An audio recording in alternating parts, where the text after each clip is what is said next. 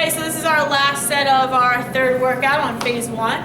I'm Coach Courtney, right? Or aka Rambo Ambo with Big H, my man, behind the scenes getting some filming in.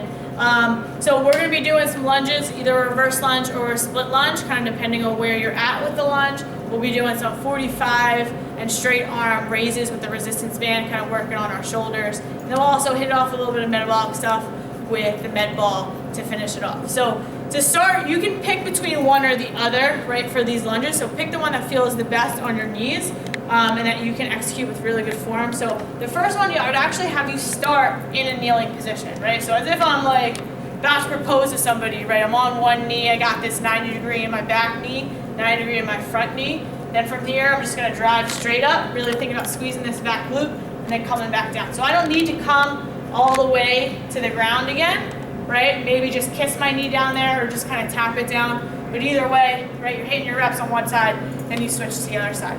So if that seems kind of pretty easy, right, you want another challenge, you can go into a reverse lunge.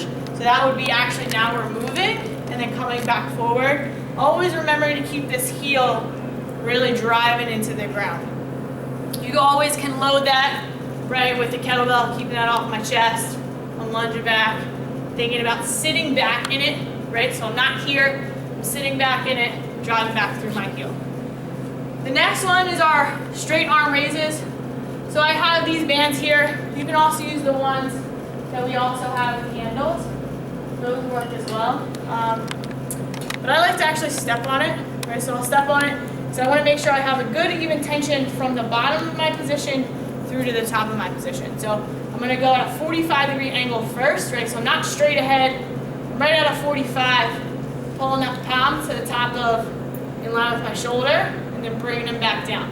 And then I would switch to lateral. So every other one, you're alternating, making sure you're bringing it straight up, then to that 45, right hand staying in line with your shoulder. And then our final one is our ball slams.